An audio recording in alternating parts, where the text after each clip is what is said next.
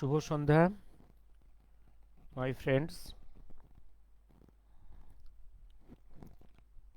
আজকে যে লাইভ ফেসবুকে আসবো এটা আপনাদের জানাতে পারিনি। অল্প কয়েক মিনিটের জন্য কথা বলবো। Hoping I am audible and visible. Yes, I am audible and visible. Yes, আমি শুরু করছি। আজকে কোনো স্পেসিফিক সাবজেক্ট নেই, একটু কথা বলে নেবো যেটা আমি hoping I am audible and visible. গত 48 ঘন্টায় কয়েকটা পোস্ট করেছি। এই পোস্টগুলো নিয়েই কিছু কিছু বন্ধুর মধ্যে কিছু প্রশ্ন এসেছে। Yes, Nabajit Karmakar, thank you.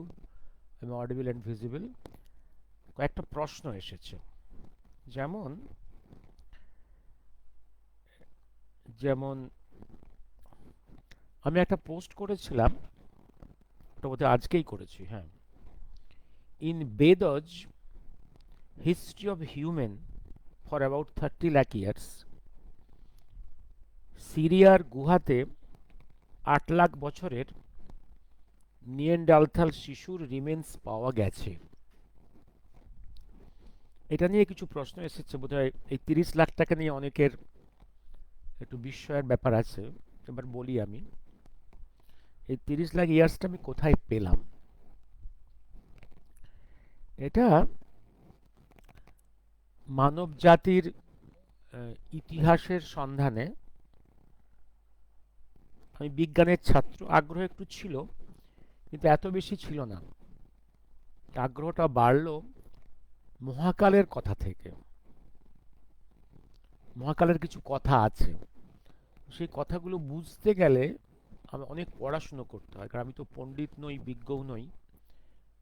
অন্য অনেক রেফারেন্স থেকে জেনে সেই মানেগুলো বোঝার চেষ্টা করতে হয়। সেখানে বেদের কথা আছে, রামায়ণ মহাভারতের কথা আছে, রামচন্দ্রের কথা আছে, কৃষ্ণের কথা আছে, মানব সভ্যতার মাইগ্রেশনের কথা আছে, ভারতীয়রা কোথায় কোথায় ছিল, পৃথিবীর কোন প্রান্তে, ইভিন নর্থ পোলেও ছিল একসময়, অনেক কথা আছে।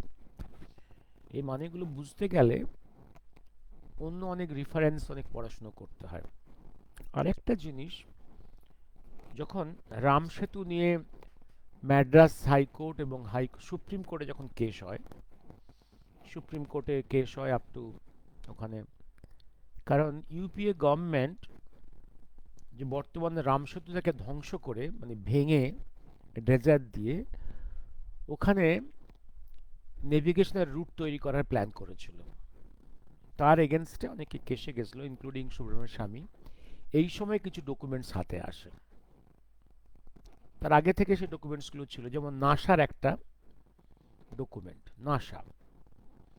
নাসা স্যাটেলাইট সেন্সিং থেকে, রিমোট সেন্সিং থেকে ওদের একটা কনক্লুশন ছিল যে রামসেতু যে স্ট্রাকচারটা, that is man made, and that age about 19.5 lakh years. এটা আপনারা একদম এখনো সোশ্যাল মিডিয়াতে নাসার এই জিনিসগুলো যেগুলো আছে সেগুলো দেখে নিতে পারেন। এটা নিয়ে এবার আমি রামসেতু নিয়ে যখন লিখতে গেলাম আর্টিকেল, যেহেতু মহাকালের কথার মধ্যে কথাগুলো আছে কিছু, আমার থার্ড ভলিউম নেতাজি সুভাষচন্দ্র বিতর্ক তথ্য, এতে রামসেতু নিয়ে যে আর্টিকেল লিখেছিলাম তাতে এই সুপ্রিম কোর্টে রামসেতু নিয়ে মামলা মোকদ্দমার কিছু উল্লেখ আছে এবং নাসার এই রেকর্ডটার উল্লেখ আছে। প্রশ্ন হলো, যদি রামসেতু 19.5 লাখ ইয়ার্স হয়, তাহলে তো ম্যাচ করছে না, কারণ রামায়ণের এজিংটা হচ্ছে অ্যাবাউট 5,000 ইয়ার্স। রামায়ণ 5,000 ইয়ার্স, আর মহাভারত অ্যারাউন্ড 4,000 ইয়ার্স। রামায়ণ থেকে মহাভারতের গ্যাপ অ্যাবাউট 1,000 ইয়ার্স। আমি আমার এই বয়সে এসে রামায়ণ মহাভারতকে আমি ইতিহাস বলেই গ্রহণ করেছি, তার যত প্রমাণ পাওয়া গেছে এই ভিত্তিতে। তাহলে রামায়ণ যদি 5,000 ইয়ার্স হয়, তাহলে রাম সেতুর কি করে বয়স 19.5 লাখ ইয়ার্স হবে? এখানেই বিশ্লেষণটা হচ্ছে এরকম আমার। এই রাম সেতু, এই স্ট্রাকচার, যেটা আজকে রাম সেতু বলছি, এটাকে একসময় ব্রিটিশ যুগে বলা হতো অ্যাডাম সেতু, উন্মুক্ত বিভিন্ন নামে এটা বিভিন্ন সময় নেমড হয়েছে। এটা ছিল, দ্যাট ওয়াজ দেয়ার। যখন রাম যখন শ্রীলঙ্কার পথে যাচ্ছে তার সেনাবাহিনী নিয়ে, তার প্রয়োজনে এই রাম যেটা ভেঙে গিয়েছিল, অনেকটা অংশ ভেঙে গিয়েছিল, he reconstructed, his engineers reconstructed the pre existing structure, man made structure. এবং নাসা বলেছে কেন তারা ম্যান মেড বলছে, কেন ন্যাচারাল বলছে না। দে হ্যাভ ডিসকাসড ইট। আপনারা সোশ্যাল মিডিয়াতে গিয়ে এগুলো দেখতে পারেন। আমি এগুলো কিছু কিছু উল্লেখ করেছি আমার ওই ভলিউমসে, রাম সেতু আর্টিকেলসে। কেন ম্যান মেড বলছে, কেন নেচার মেড বলছে না। Definitely stone slabs which is used in this structure, definitely from nature, but from distant areas, not available in the locality. এবার আসছি আমি, এইটা ছিল রিকনস্ট্রাক্টেড, এবং রিকনস্ট্রাকশনের পরে এটা রাম সেতু হিসেবে ভারতবর্ষের সাহিত্যে এটা উল্লেখিত হয়েছে। যেমন ধরুন কলকাতার আমি উদাহরণ দিয়েছি, কলকাতার অনেক বিল্ডিংস ব্রিটিশ যুগে একটা নাম ছিল, সেই সেম বিল্ডিং জাস্ট একটু রিনোভেট করে আবার অন্য লোকের নামে হয়েছে। প্রচুর বিল্ডিংস আছে, আমাদের বিভিন্ন মেডিকেল কলেজেই আছে। এরকম এরকম হয়েছে, হয়, এটা পৃথিবীতে হয় এরকম। এ হচ্ছে রাম সেতু। অর্থাৎ তাই যদি হয়, তাহলে নাসার এই তথ্য থেকে এইটা আমরা আমরা অন্তত একটা কনক্লুশনে আসতে পারি যে মানব সভ্যতা ওই 19.5 ইয়ার্স আগে ছিল। দেখুন, মানব সভ্যতার ইতিহাস সবসময় যে প্রমাণগুলো সব অ্যাঙ্গেল থেকে আসবে তা কিন্তু নয়। কতগুলো অ্যাঙ্গেলস আসবে আর্কাইভাল মেটেরিয়ালস থেকে, কতগুলো আসবে ফ্রম এক্সকাভেশন থেকে, কতগুলো আসবে ওল্ডেস্ট হিউম্যান বডির ফসিলস থেকে, কতগুলো আসবে ফ্রম লিটারেচার। সবগুলোকে আপনাকে with respect, with delicacy, with respect এগুলোকে বিশ্লেষণ করতে হবে। এবার তারপরে আসছি আমি আরেকটা জায়গাতে, সেটা হচ্ছে এবার আমি উল্লেখ করেছি আজকের ফেসবুকে 2007-এর 2007-এর ইয়েস 2007-এ 2007-এ 2007-এ জার্মান বেদিক স্কলার্সরা এসেছিল নর্থ ইন্ডিয়াতে, international institute of বেদিক sciences managing director সহ। তার নাম হচ্ছে প্রফেসর ক্লাউস রাহুল। জার্মান, কারণ মনে এটা আপনারা জেনে গেছেন যে জার্মানরা বেদ নিয়ে খুব চর্চা করে। শুধু বেদ নয়, আমাদের বেদ, উপনিষদ সমস্ত কিছু নিয়ে ওরা খুব চর্চা করে। ওদের স্কলারদের ওরা এসেছিল এবং তার সঙ্গে জয়েন করেছিল আমাদের দেরাদুন যে বেদিক স্কলার্সদের একসঙ্গে মোলাকাত করেছিল, এবং ওরা নর্থ ইন্ডিয়া এবং ওয়েস্ট বিভিন্ন জায়গায় ঘুরে বেরিয়েছিল। ওদের একটা প্রেস স্টেটমেন্ট প্রকাশিত হয়েছিল 27 সেপ্টেম্বর 2007 দি স্টেটসম্যান ক্যালকাটা এডিশনে এটা উল্লেখ করেছি আমি। এইখানে ওরা বেদিক লিটারেচারে মানব সভ্যতার বয়সটাকে অ্যাসেসমেন্ট করেছে। Yes, Veda is written long after the birth of human civilization, long after, কারণ স্ক্রিপ্ট এসছে অনেক পরে। আগে ছিল সব শ্রুতি শ্রুতি for generations after generations. Script বা হয়তো ক্রিপ্টস ছিল, হয়তো লেখা হয়েছিল, দোজ আর অল ডেস্ট্রয়েড। অনেক জায়গায় অনেক স্ক্রিপ্ট আছে, যেমন সিন্ধু সভ্যতার স্ক্রিপ্ট অনেকটাই এখনো ডিসিফার করা যায়নি। কিন্তু বেদিক স্কলাররা, জার্মান বেদিক স্কলাররা, তারা যারা ডিসিফার করেছে, ওরা দেখেছে আমাদের বেদে মানব সভ্যতার অনেকগুলো সাইকেলস মেনশনড আছে। প্রতিটা সাইকেলে আছে 4টে যুগ, সত্য, ত্রেতা, দাপর যুগ। এবার এর মধ্যে প্রতিটা এই যে পার্ট, সত্য হচ্ছে লংগেস্ট পিরিয়ড, দাপর তারপরে, ত্রেতা তারপরে, কলি হচ্ছে সব থেকে ছোট। আই থিঙ্ক ওটা মেনশন করেছে, আমার ঠিক মনে নেই, এটা আপনারা দেখে নেবেন। এইগুলো এবং সমস্ত সাইকেলগুলোকে যোগ করলে ওদের হিসেব অনুযায়ী অ্যাজ পার বেদিক লিটারেচার মানব সভ্যতার ইতিহাসটা, অ্যাসেসমেন্টটা হচ্ছে অ্যারাউন্ড 25 to 30 লাখ ইয়ার্স। আমি আজকে 30 লাখ ইয়ার্স লেখার জন্য কিছু বন্ধুর হয়তো একটু সন্দেহ হয়েছে বা উষ্মা হয়েছে, but I have taken that from that. এবং আমার যে 30 লাখ ইয়ার্সের এই যে মেনশনটা সেই সময় স্টেটসম্যানসের রিপোর্টিংয়ে ছিল, আমি এটা আমার এই বইয়ে লিখতে মিস করেছি, but I mention that other parts I have mentioned. আমার লেখার আমি কারণটা আমি এখানে দিলাম। আরেকটা জিনিস বলে রাখি,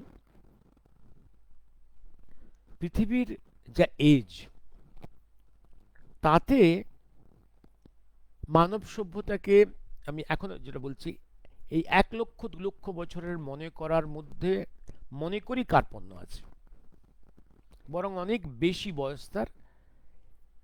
একটা জিনিস ডারউইন তার বিবর্তন তত্ত্ব দিয়েছিল, তাতে আমার যতটুকু মনে পড়ছে বা যতটুকু পড়াশোনা করেছি, হয়তো আপনারা পড়াশোনা করেছেন, তাতে মানব সভ্যতার ইতিহাসকে উনি 50,000 to 1 লাখ ইয়ার্সের বেশি অ্যাসেস করেননি বা করতে পারেননি। ডারউইনিয়ানসরা গেছে আপ টু 1 লাখ ইয়ার্স। তার উপরে মাল্টিসেন্ট্রিক জেনেটিক স্টাডি, মনিকার লিডারশিপে গোটা পৃথিবীতে যে মাল্টিসেন্ট্রিক, তাতে যে সাউথ আফ্রিকা থেকে অরিজিন, সাব সাহারান আফ্রিকা থেকে যে অরিজিন হোমোস্যাপিয়েন্স সেপিয়েন্সের, তাতে তাদের এজিং 2 লক্ষ বছর।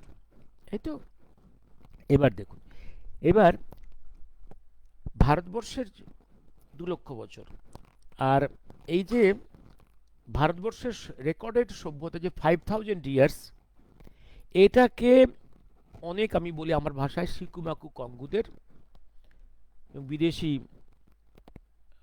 অফিসিয়াল স্কলার্সদের, যারা sent by the foreign rulers, তাদের এইটা মানতে কষ্ট হয়, কারণ স্বার্থের এগেনস্টে যায়। কিন্তু একটা তো জিনিস মানতে হবে, আজকের অন এক্সকাভেশন, হরপ্পা, মহেঞ্জোদারো, তারপরে সরস্বতী সভ্যতা, তারপরে the coastal areas of the Dwarka গুজরাটের, অ্যান্ড আন্ডার দি সি, দ্বারকার যে অংশগুলো পাচ্ছি, দ্যাট এজ ইজ 7,500 ইয়ার্স। একদম সায়েন্টিফিক ম্যাপিং। এবার দেখুন, তারপরেও আছে দেখুন, এবং এবং ওদিকে সেন্ট্রাল এশিয়া, চায়না, এগুলো থেকে বহু পুরনো হিউম্যান বিইংসের বডির ফসিল পাওয়া গেছে।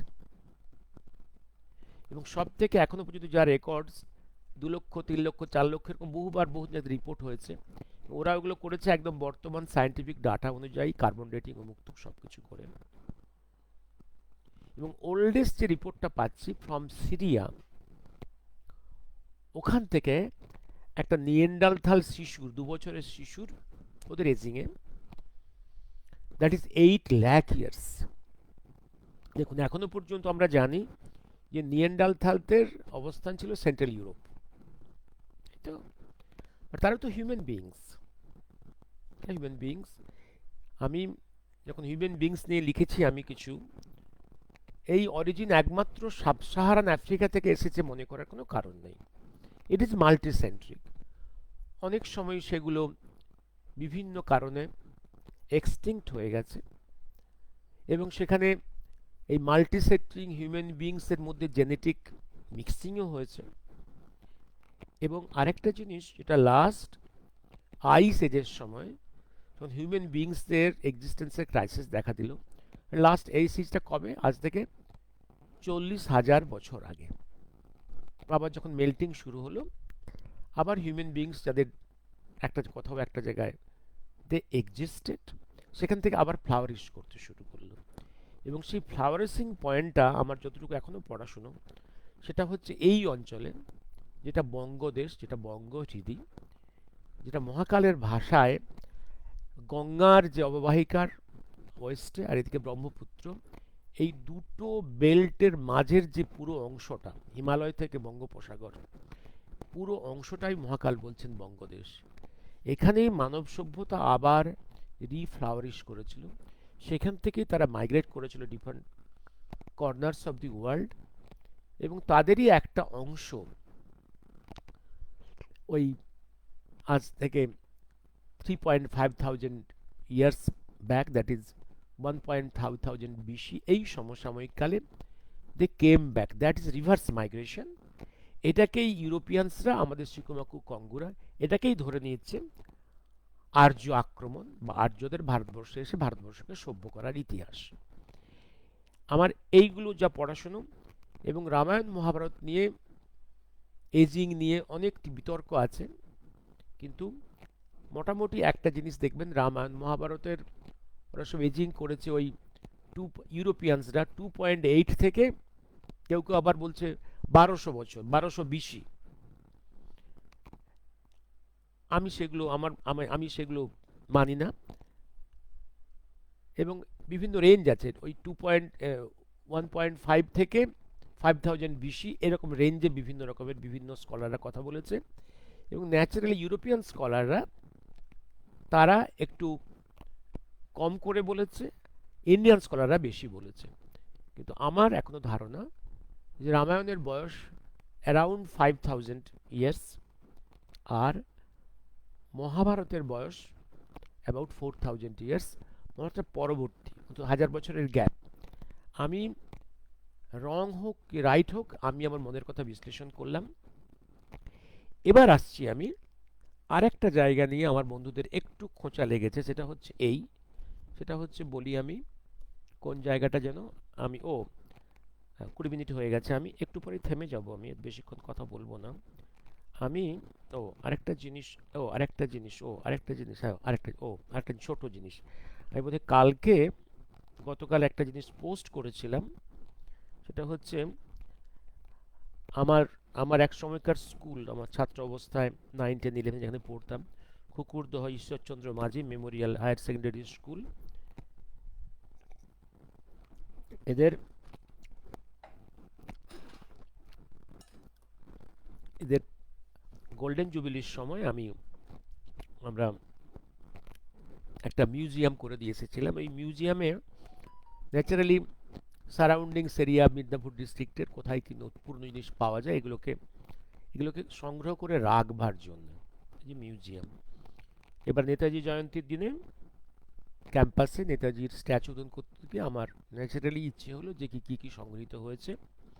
আমি যে বিস্ময়ের সঙ্গে দেখলাম, একটা নেতাজির স্ট্যাচু রিকভার হয়েছে ফ্রম মহিষাদল এরিয়া। দেখুন, এটা ফেসবুকে দিয়েছি আমি, এটা মেটাল স্ট্যাচু। এবং এবং সেই সঙ্গে পাওয়া গেছে একটা হরি মন্দিরের ঘট, আমি দিয়েছি কালকে আমার ফেসবুক প্রোফাইলে দিয়েছি আমি। এবং এইগুলো মহিষাদলের একটা পুকুর কাটতে গিয়ে পাওয়া যায়। নেতাজির স্ট্যাচু সম্ভবত এটা মাল্টি অ্যালয় একটা স্ট্যাচু। এটা ব্রোঞ্জও হতে পারে, পেতলও হতে পারে, ঠিক জানি না, আই এম নট এক্সপার্ট। ছবিটা দেখে নেবেন আপনারা। সঙ্গে একটা হরি মন্দির, এটা পুকুরের মধ্যে পাওয়া যায় পাঁক কাটতে গিয়ে।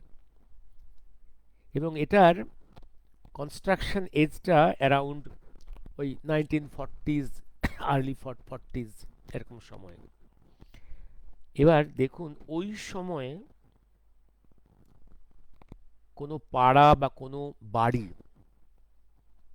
কোনো বর্ধিষ্ণু বাড়ি তার নেতাজি স্ট্যাচু তৈরি করেছিল 40s-এ এটা।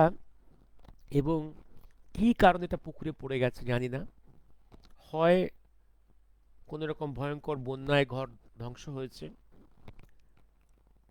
বা হয়তো কোনো পলিটিক্যাল কারণে, কোনো চাপে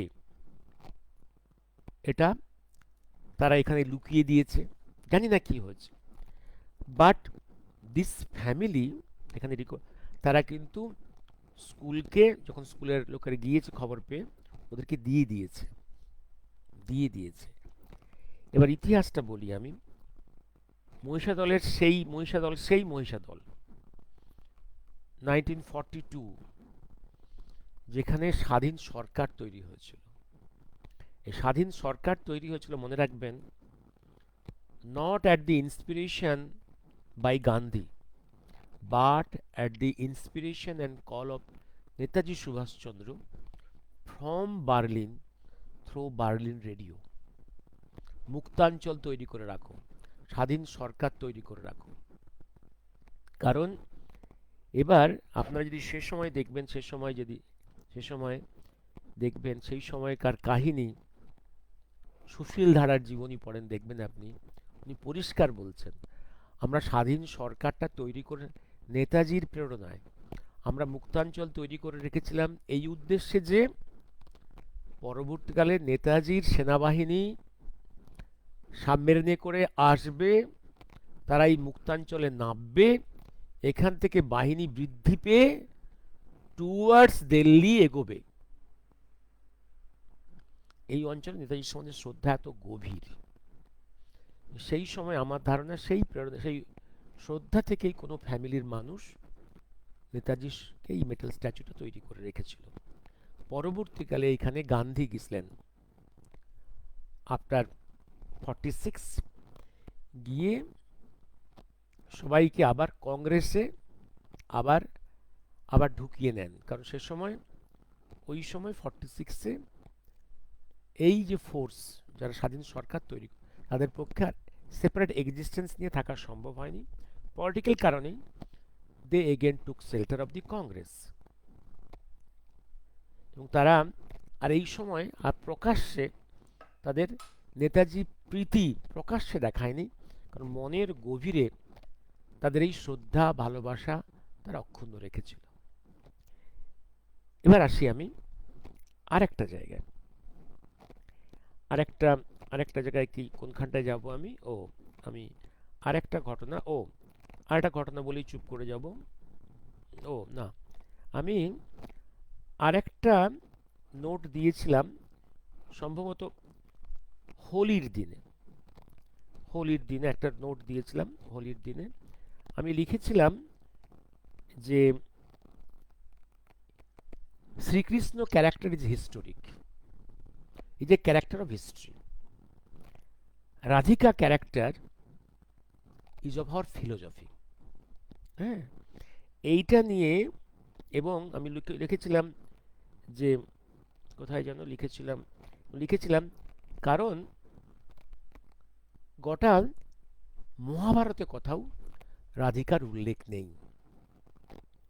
এবং আমি আমি কেন এটা, এবং এটা লেখার জন্য হয়তো কিছু বন্ধু বান্ধব দেখলাম একটু উষ্মা, যে ওদের বক্তব্য যে ওই রকম দিনে রাধিকার চরিত্র নিয়ে এই রকম কথা মেনশন না করাই ভালো। আমি এটা কোথায় লিখেছি দেখছি, কোথায় লিখেছি যেন, সরি,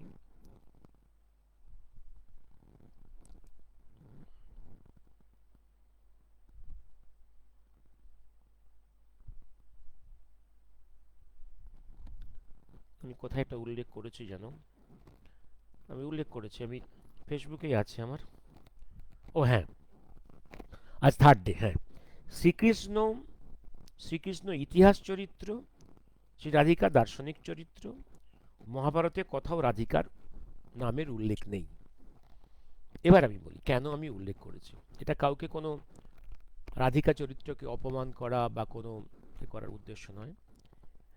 একটা জিনিস মনে রাখবেন, আমি আমার উদ্দেশ্যটা কোথায়। আমি এখনো মনে করি কৃষ্ণ চরিত্রের আমি সব থেকে প্রিসাইজ বেস্ট ব্যাখ্যা পেয়েছি ফ্রম বঙ্কিমচন্দ্র। বঙ্কিমচন্দ্রের লেখা কৃষ্ণ চরিত্র আমাকে সব থেকে আপ্লুত করেছে। এত সুন্দর লেখা আমি কৃষ্ণ বিশ্লেষণ আমি ক্লাসিক্যাল কোনো রাইটিং থেকে আর কোথাও পাইনি। অনেকেই বিশ্লেষণ করেছেন শ্রীকৃষ্ণ চরিত্র সম্বন্ধে। মহাকালের, তার আগে সুভাষচন্দ্রের গভীর শ্রদ্ধা for diplomacy of in the character of in the role of Shrikrishna, diplomacy. এবার এই চরিত্র ঐতিহাসিক, এ নিয়ে আমার কোনো সন্দেহ নেই। রাধিকা চরিত্র আমাদের ভারতীয় দর্শনের চরিত্র। এই রাধিকা চরিত্র অনেকগুলো দার্শনিক ব্যাখ্যা আছে। একটা হচ্ছে জীবাত্মা পরমাত্মার ব্যাখ্যা, শ্রীকৃষ্ণ পরমাত্মা, রাধিকা জীবাত্মা। জীবাত্মার কৃষ্ণের পরমাত্মার প্রতি জীবাত্মার চিরন্তন আকর্ষণ, সেই কাহিনীরই প্রতিফলন এক। আরেকটা ব্যাখ্যা হচ্ছে যে রাধিকাই হচ্ছে একদম সমস্ত শক্তিরই উৎস। আমি দুটোকে অ্যাকসেপ্ট করি, দার্শনিক ব্যাখ্যা দুটোকে অ্যাকসেপ্ট করি। এবার এ নিয়ে বিব্রত হওয়ার কিছু নেই, কারণ একটা জিনিস মনে রাখবেন, এই রাধিকা চরিত্রকে পরবর্তীকালে মুসলিম এরাতে, ভারতবর্ষ মুসলিম শাসনের সময় মুসলিম শাসকরা এবং তাদের এজেন্টরা এই রাধিকা চরিত্রকে নিয়ে এবং গোপী কাহিনী, কারণ গোপী কাহিনীরাও হচ্ছে, গোপী চরিত্রগুলো হচ্ছে, গোপীরাও কিন্তু ঐতিহাসিক ক্যারেক্টার নয়, এটা আমাদের দর্শনের চরিত্র। এই রাধিকাই বলি, গোপী বলি, এরা হচ্ছে জীবাত্মা, পরমাত্মার প্রতি চিরন্তন আকর্ষণ, মিলনের চিরন্তন আকর্ষণ, তাই তো? কিন্তু এইগুলো নিয়ে মুসলিম এরাতে কিছু মুসলিম শাসক এবং মুসলিম লেখক এবং তাদের এজেন্টরা, তার উপরে শিকুমাকু কঙ্গুদের অনেক ক্যারেক্টার, অনেক লেখকরা খুব বিদ্রুপ করে এই চরিত্র কৃষ্ণ খুব পারভার্টেড। আমি এই জায়গাটা ক্লিয়ার রাখতে চেয়েছি যে এগুলো দর্শনের চরিত্র, ঐতিহাসিক নয়। ফ্রম দ্যাট অ্যাঙ্গেল আমার পোস্টিং। এবার আপনারা যেটা ভালো বুঝবেন, আমি আজকে এই বলেই শেষ করব, আর পরে একদিন বসবো কিছু আলোচনা করার জন্য। অতনু, শুভ সন্ধ্যা। Saurav Mondal, good evening. অভিজিৎ বাবু নমস্কার, সব্যসাচী। হ্যাঁ, দেবীবাবু কি লিখেছেন দেখি। Good evening sir. There is a rough aging of the Veda, Ramayana Mahabharata, sorry, if we study the scriptures and descriptions of the Saraswati river from last 15,000 years, there has been monotonic decrease of monsoon. So if we study Veda, we find a river which roars, কেটে যাচ্ছে, which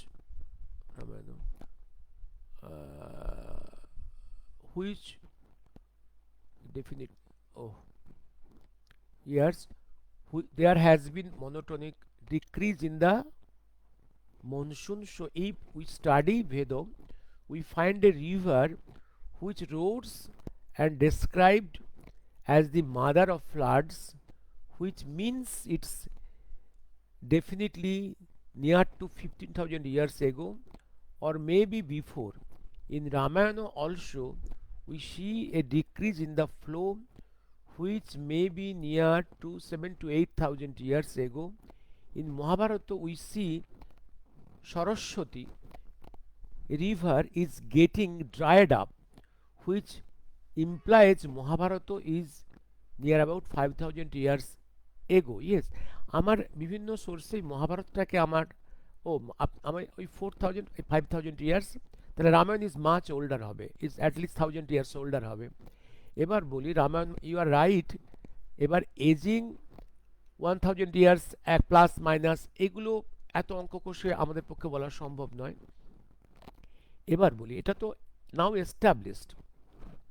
একটা সময় এই সরস্বতীর দুদিকেই সভ্যতা greatest হাইটে পিকে উঠেছিল, এবং এই Saraswati is a part of the Indus river system, তাই তো? এবার জলের ফ্লো কমার সঙ্গে সঙ্গে সভ্যতাকেও সরে যেতে হলো। একটা পার্ট সরে গেল ওয়েস্টার্ন সাইডে টুয়ার্ডস দ্য পারস্য, পারস্য সভ্যতা ভারতের সভ্যতা সেই সময়ের অংশ, আর এদিকে টুয়ার্ডস দ্য ইস্ট এলো the gangetic belt, Yamuna belt, gangetic belt. এবার আগে তো সমস্ত তোমার অল বেদজ শ্রুতি, রামায়ণ মহাভারত সবই শ্রুতি। পরবর্তীকালে যখন স্ক্রিপ্ট এলো তারপরে লেখা শুরু হলো, প্রথমে প্যাপিরাস বা গাছের পাতায় বা বাকলে, পরে পেপারস এলো তখন। কিন্তু মনে রাখতে হবে যে এই রাইটিংসগুলো যবে হয়েছে তার বহু আগের ঘটনাগুলো ঘটে গেছে, সভ্যতাগুলো, সেগুলো সূচি থেকে এতে হবে। আমি ইউ আর রাইট দেবিদবাবু। Let me stop here today. হয়ে গেল কত মিনিট, আমি আজকে বেশিক্ষণ কথা বলবো না, কালকে দেখি সময় পেলে কিছু ইস্যু নিয়ে কথা বলবো। হ্যাঁ,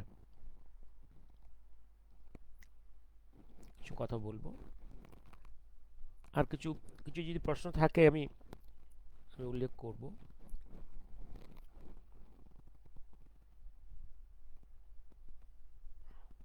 শুভ সন্ধ্যা, রাখছি আজকে, শুভরাত্রি।